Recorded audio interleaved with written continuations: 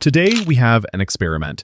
Imagine that tomorrow, exactly half of humanity wakes up as vampires, 50% of people with a thirst for blood.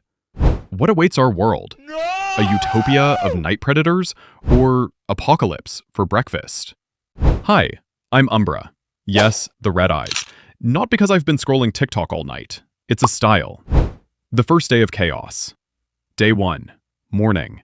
You open the news and find out that half of your neighbors, colleagues, and maybe even your mom have become vampires. What's first? Panic. Hospitals are overflowing, blood banks are under siege, and supermarket shelves are empty. Well, except for the vegetable section. Vampires don't go there. The night becomes more dangerous than the day. Humans hide, while new predators come out to hunt. And now the question, if your best friend turned into a vampire, would you trust him? Or keep garlic on hand? Society and economy. Very quickly, the world adapts.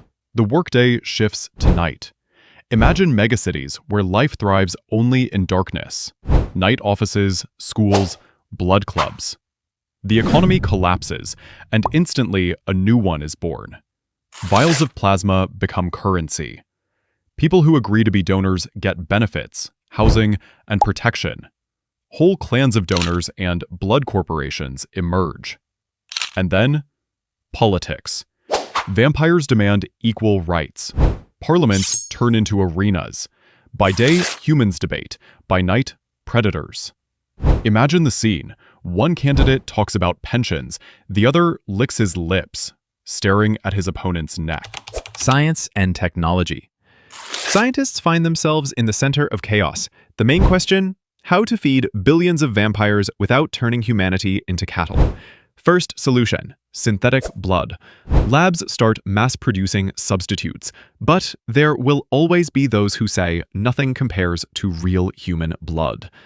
Next, genetic engineering. Scientists grow animals with human cells, essentially creating farms for vampires. And here comes the dilemma. Do you want to save humanity or create armies of Frankenlivestock? But there's a third theory: hybridization. Humans and vampires begin to intermix. Their children can walk in daylight and need less blood.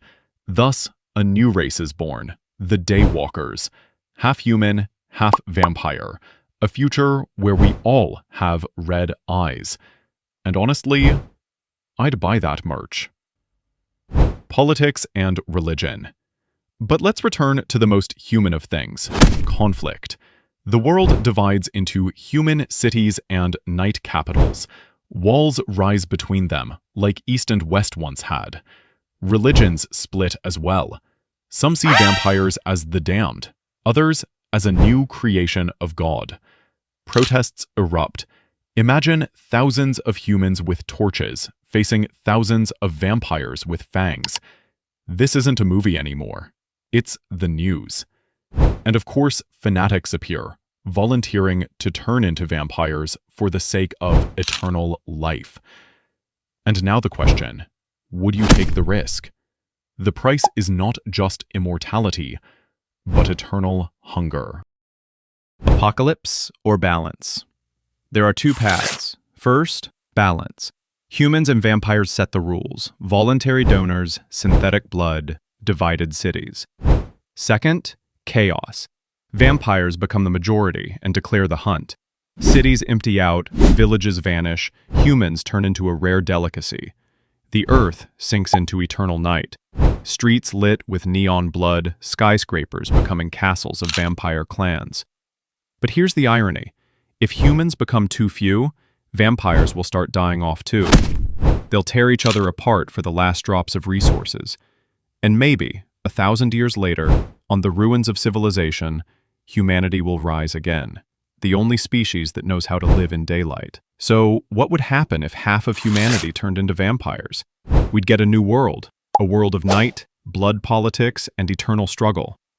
But in any scenario, one question remains. What's scarier, to be the prey or to become the predator yourself? I'm Umbra, and if tomorrow you wake up with fangs, just remember, blood is not coffee. Handle it carefully.